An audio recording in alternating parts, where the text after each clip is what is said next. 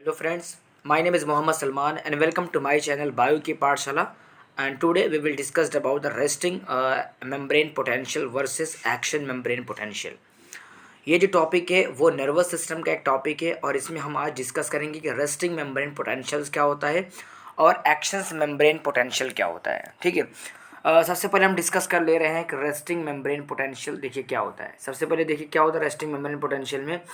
ये जब हमारी नर्व इम्पल्स जो होता है जो हमारी नर्व होती है, जब वो रेस्ट में होती है या रेस्टिंग में होती है, यानी किसी तरह का कोई इसको स्टिमुलस नहीं मिलता है, तब हमारी नर्व सेल जो होती है वो किस तरह का बिहेव करती है। जैसे ही इसको नर्व इम्पल्स मिल जाता है या किसी तरह का स्टिमुलस मिल जाता है, तो हमारा जो एक्शंस मेम्ब्रेन पोटेंशियल है वो कैसे एक्टिवेट होता है और नर्व इम्पल्स को कैसे एक सेल से, एक नर्व सेल से दूसरे नर्व सेल्स तक कैसे इसको ट्रांसलोकेट कराता है। हाँ, तो देखिए रेस्टिंग मेम्ब्रेन पोटेंशियल में सबसे पहले क्या होता है, आप देख सकते हैं कि resting membrane potential resting stage है किसी नर्व सेल की। जब हमारा मसल या हमारी नर्व एकदम रेस्ट में होती है तो उस वक्त क्या होता है, देखिए हमारा जो नर्व सेल होता है उसमें एक लंबी सी आपने देखा होगा एक एक्सॉन होता है। ठीक है, जिसे कुछ तरीके से मैं बता दे रहा हूँ। ये हमारा हो गया, ठीक है, ये हो गया हमारा नर्व सेल हो गया। ठीक है, ऐसे होती है नर्व सेल हमारी कुछ इस तरह की। ठीक है, और ये ऐसे, तो आप देखेंगे ऐसे ऐसे नर्व डेंड्रॉइड्स निकला होता है ऐसे ऐसे, और ये होता है हमारा पूरा साइटोप्लाज्म और ये वाला हिस्सा। ठीक है, इसको हम एक्सॉन बोलते हैं। तो अंदर की तरफ जो एक्सॉन होता है उसके अंदर देखिए क्या होता है कि जो एक्सॉन होता है उसमें उसकी एक्सॉन की जो वो होती है मेम्ब्रेन, उसके बाद तीन तरह का चैनल होता है। एक होता है सोडियम चैनल, ठीक है, एक होता है पोटेशियम चैनल और दूसरा होता है सोडियम पोटेशियम पंप होता है। अब ये देखिए, ये सोडियम चैनल क्या करते हैं, सोडियम को अंदर ले जाने और सोडियम को बाहर ले जाने का काम करते हैं। पोटेशियम चैनल क्या करते हैं, पोटेशियम चैनल एक्सॉन से पोटेशियम को बाहर निकालने में और पोटेशियम आयन को बाहर से अंदर ले आने का काम करते हैं। ठीक है, जबकि सोडियम पोटेशियम पंप क्या करते हैं, ये पंप करते हैं सोडियम को बाहर निकालने के लिए और पोटेशियम आयन को अंदर ले आने का काम करते हैं। ठीक है, अब देखिए जब हमारा नर्वस जो होता है वो रेस्टिंग पीरियड्स में होता है, तो मैं आपको बता दूं जो हमारा जो ये बाहर की तरफ है, ये वाला जो आप देख रहे हैं ये वाला पोर्शन, ये एक्सॉन के बाहर वाला हिस्सा है और ये हमारा एक्सॉन के अंदर वाला हिस्सा है। ठीक है, ये एक्सॉन के अंदर वाला हिस्सा है और ये बाहर वाला हिस्सा है। हाँ, तो इसमें देख लीजिए जो एक्सॉन्स के अंदर वाला जो पार्ट्स होता है उसके अंदर नेगेटिव चार्ज होते हैं। ठीक है, इसके अंदर नेगेटिव चार्ज होते हैं और बाहर की तरफ पॉजिटिव चार्ज होते हैं। ऐसा क्यों होता है, बाहर की तरफ पॉजिटिव चार्ज क्यों होते हैं और अंदर की तरफ नेगेटिव चार्ज क्यों होते हैं। हाँ, तो मैं एक चीज़ और बता दूं कि सोडियम जो चैनल होता है उसमें सोडियम आयन जो होता है वो हमारे एक्सॉन्स के अंदर इंटर करने की इसके अंदर जो टेंडेंसी होती है बहुत कम पाई जाती है। यानी कि बाहर से जो आउट ऑफ द सेल है वहाँ से सोडियम आयन का अंदर आने की जो टेंडेंसी होती है बहुत कम होती है, क्योंकि इसकी डिफ्यूज़न ग्रेडियंट बहुत कम होता है।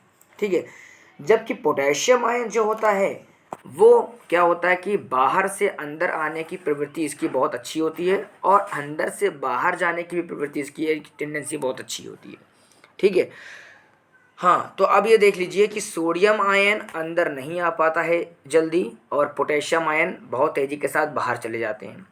तो सोडियम आयन जो होता है वो अंदर क्यों नहीं आते, क्योंकि इनका डिफ्यूज़न ग्रेडियंट बहुत अच्छा नहीं होता है।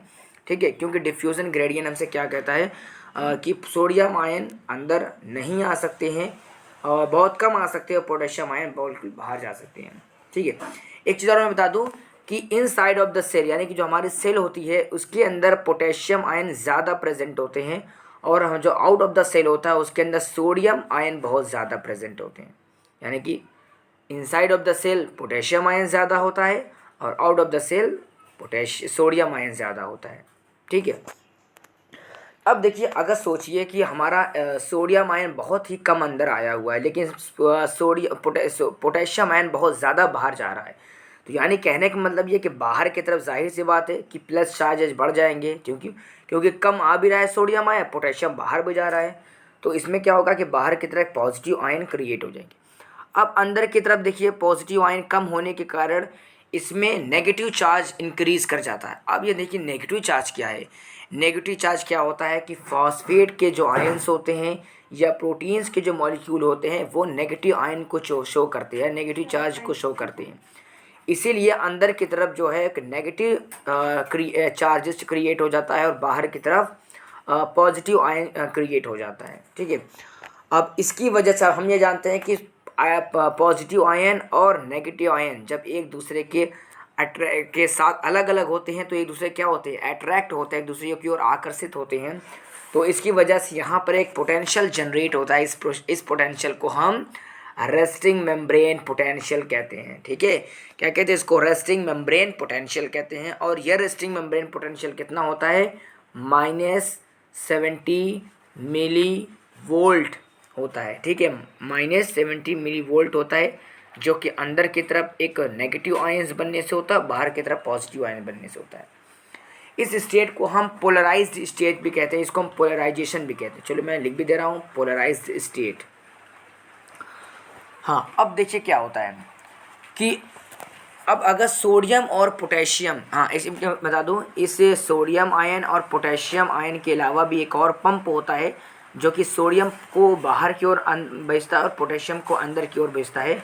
तो इसको हम बोलते हैं सोडियम पोटेशियम पंप बोलते हैं। हाँ, तो ये दूसरा होता है हमारा जिसका नाम है sodium pump, sodium potassium pump. ठीक है, ये क्या करता है, सोडियम आयन को, ठीक है, ये सोडियम आयन को यानी 3 सोडियम आयन को ये बाहर करता है और 2 पोटेशियम आयन को अंदर करता है। ठीक है, 2 पोटेशियम आयन को अंदर करता है, 3 सोडियम आयन को बाहर करता है। ये ऐसा क्यों करते हैं सोडियम पोटेशियम पंप, ये ऐसा क्यों करते हैं कि 3 सोडियम बाहर है, 2 पोटेशियम अंदर है, ताकि जो हमारा जो रेस्टिंग मेम्ब्रेन पोटेंशियल है ये वाला, ये हमारा रेस्टिंग मेम्ब्रेन पोटेंशियल वो बना रहे। इसमें एक इम्पॉर्टेंट रोल प्ले करता है हमारा सोडियम पोटेशियम पंप।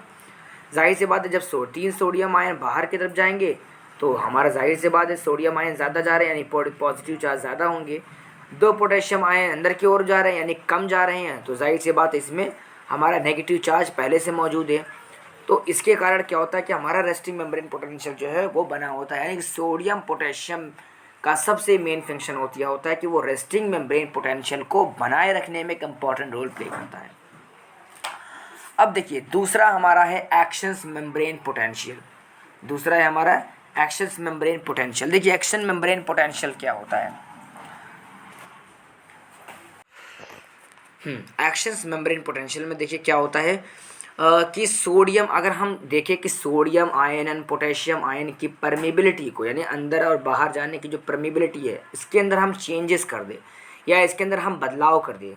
सोचिए कि इसके अंदर अगर उल्टा हो जाए कि सोडियम आयन भर भर के हमारे इनसाइड ऑफ द सेल आने लगे, यानी कि सोडियम आयन हमारा अंदर की ओर आने लगे और पोटेशियम आयन भी अंदर की ओर आने लगे, तो अंदर की तरफ पॉजिटिव चार्ज क्रिएट हो जाएगा और बाहर की तरफ नेगेटिव आयन क्रिएट हो जाएगा। तो इसको करने के अंदर सोडियम और पोटेशियम यानी इसको बदलने की प्रवृत्ति होती है। सोडियम पोटेशियम आयन जो होते हैं ये कब इधर उधर जाते हैं, जब हमें एक प्रबल यानी कि जिसको हम मजबूत स्टिमुलेट कहते हैं। जैसे ही हमें हमारी बॉडी को एक मजबूत एक स्ट्रॉन्ग स्टिमुलेट मिलता है, स्टिमुलाई मिलता है, तो क्या होता है कि जो हमारा ये सोडियम पंप है, सोडियम चैनल है, ये ओपन हो जाता है। ठीक है, और सारा का सारा सोडियम आयन जो होता है वो आउट ऑफ द सेल हमारी बॉडी के अंदर आने लगती है। चलो सबसे पहले शुरुआत से समझते हैं। रेस्टिंग मेम्ब्रेन पोटेंशियल्स को हम कन्वर्ट कर देते हैं इलेक्ट्रिकल इम्पल्स के रूप में। ये इलेक्ट्रिकल इम्पल्स जो है वही कन्वर्ट होता है एक्शंस मेम्ब्रेन पोटेंशियल्स के रूप में, और इसी एक्शंस मेम्ब्रेन पोटेंशियल को ही तो हम बोलते हैं नर्व इम्पल्स कहते हैं।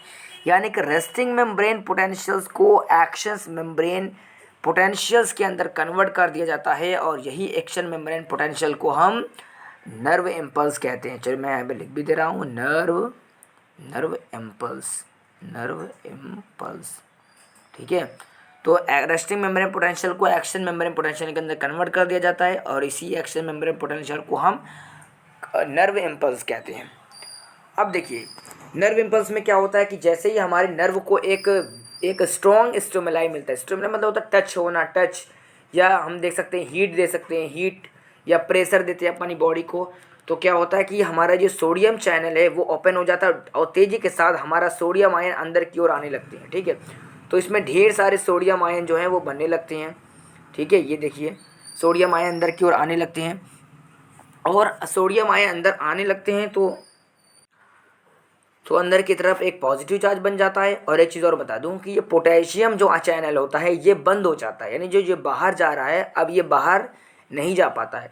यानी कि इसके अंदर जितना ही पॉजिटिव चार्ज था या पोटेशियम आयन वो प्रेजेंट होता है, और साथ साथ में हमारा सोडियम आयन जो है वो अंदर की ओर आने लगता है। ठीक है, तो सोडियम आयन अंदर की ओर आने से और पोटेशियम आयन इसमें रहने से एक अंदर की तरफ ढेर सारा पॉजिटिव आयन क्रिएट हो जाए। चलो मैं आपको फोटो दिखा दे रहा हूँ ये वाली। हाँ, तो आप इस फोटो को देख लीजिए, इसमें सोडियम आयन जो होते हैं वो अंदर की तरफ आने लगते हैं और हमारा पोटेशियम आयन बाहर की तरफ नहीं जा पाता है। तो पोटेशियम आयन का चैनल जो होता है जैसे यहाँ खुला दिखाया गया, तो असल में ये बंद हो जाता है और हमारा पोटेशियम आयन जो है वो बाहर की तरफ नहीं जाता है, सोडियम आयन ढेर से अंदर, तो अंदर की तरफ पॉजिटिव आयन क्रिएट हो जाता है। ठीक है, और इस प्रोसेस को हम डीपोलराइजेशंस कहते हैं। ठीक है, अब देखिए ये जो स्टेज होती है इसी को हम बोलते हैं एक्शंस मेम्ब्रेन पोटेंशियल। अंदर की तरफ ढेर सारा पॉजिटिव आयन बन जाता है और बाहर की तरफ जो है ज़्यादा कम आयन, यानी कम पॉजिटिव आयन की वजह से क्या होता है नेगेटिव आयन ज़्यादा रह जाते हैं, क्योंकि सारा का सारा सोडियम आयन जो होता है अंदर की तरफ आ चुका है। तो इसीलिए जो हमारा सोडियम आयन अंदर की तरफ हो, जो माइनस चार्ज था वो तो प्रेजेंट ही है, तो बाहर की तरफ नेगेटिव आयन क्रिएट हो जाता है और अंदर की तरफ पॉजिटिव आयन। ठीक है, इसी को हम बोलते हैं नर्व इम्पल्स, या इसको हम एक्शंस मेम्ब्रेन पोटेंशियल कहते हैं।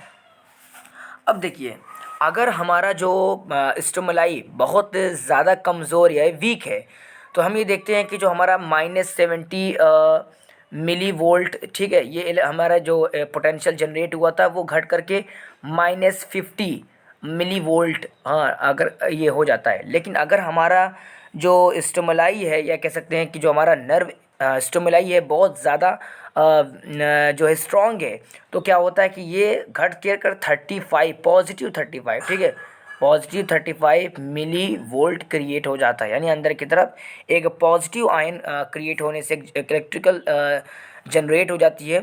ठीक है, इस प्रोसेस को हम बोलते हैं डीपोलराइजेशंस कहते हैं। हाँ, तो अगर मैं इसको डायग्राम के थ्रू एक और मैं डायग्राम दिखा दे रहा हूँ उसको। हाँ, तो इसमें इस डायग्राम के अंदर देखिए, इस ग्राफ के अंदर ये देखिए, ये हमारा जो छोटा सा ये बना हुआ है ये हमारा बहुत वीक स्टिमुलाई है। लेकिन अगर हम लोगों को या बहुत स्ट्रॉन्ग अगर मिल जाता है स्टिमुलाई, तो हम देख सकते हैं कि डीपोलराइजेशन। देखिए, डीपोलराइजेशन का मतलब होता है कि ऊपर की ओर हमारा ग्राफ जा रहा है। ठीक है, एक्शंस पोटेंशियल क्या होता है, सबसे ऊंची वाली जो पीक होती है इसको हम बोलते हैं एक्शंस पोटेंशियल। उसके बाद जब हमारा स्टिमुलाई को वर्क कर जाता है या हम लोगों को स्टिमुलस मिल जाता है, तो क्या होता है उसके बाद रीपोलराइजेशन होता है। रीपोलराइजेशन में क्या होता है कि हमारा जो है दोबारा से फिर से नीचे की ओर आना, और ये जब ये नीचे की ओर आता है तो बहुत तेज़ी के साथ ये जो हमारा रेस्टिंग मेम्ब्रेन ये वाला जो लाएंगे इसके एकदम नीचे आ जाता है, तो इसलिए हम इसको कह सकते हैं कि हाइपर पोलराइजेशन कहते हैं। ठीक है, नीचे आने की प्रोसेस को हम बोलते हैं रीपोलराइजेशन, और रेस्टिंग मेम्ब्रेन से नीचे अगर आ जाता है हमारा नर्व इम्पल्स, तो इसको हम हाइपर पोलराइजेशन कहते हैं। लेकिन 2 सेकंड में फिर से ये हमारा जो हाइपर पोलराइजेशन है वो हमारा रेस्टिंग मेम्ब्रेन पोटेंशियल्स के अंदर कन्वर्ट हो जाता है। ऐसा क्यों होता है? क्योंकि हमारा जो सोडियम आयन है वो अंदर की ओर आना बंद हो जाते हैं, और पोटेशियम आयन जो होते हैं वो बाहर की तरफ, यानी कि हम कह सकते हैं कि सोडियम आयन जो बाहर की तरफ थे वो अंदर आना स्टार्ट कर जाते हैं, और सोडियम आयन का जो चैनल होता है वो पूरी तरह से ब्लॉक हो जाता है। तो सोडियम आयन हमारा अंदर की ओर नहीं होता, लेकिन पोटेशियम आयन अंदर की तरफ आने लगती हैं। तो इससे दोबारा से हमारा जो है रेस्टिंग मेम्ब्रेन पोटेंशियल जो है वो क्रिएट हो जाता है। इस प्रोसेस को हम हाइपर पोलराइजेशन कहते हैं। ठीक है, तो ये वाला डायग्राम बहुत अच्छा है। देखिए यहाँ पर सबसे पहले डीपोलराइजेशन ऊपर की तरफ गया, एक्शन पोटेंशियल्स को मिला, नर्व इम्पल्स काम हो चुका है, रीपोलराइजेशन होगा नीचे की तरफ। जब नीचे की तरफ आएगा तो दोबारा से, यानी कि एकदम नीचे की तरफ आ जाएगा यहाँ पर, तो इस प्रोसेस को हम हाइपर पोलराइजेशन कहते हैं। दोबारा से क्या होगा, ये रेस्टिंग मेम्ब्रेन पोटेंशियल में बन जाएगा जब हमारा पोटेशियम आयन अंदर की तरफ आ जाएंगे। तो इसी प्रोसेस को हम resting membrane potential, action membrane potential कहते हैं। तो अगर ये वीडियो आपको पसंद आई है तो like, share, comment and subscribe ज़रूर कीजिएगा। Thank you so much for watching this video.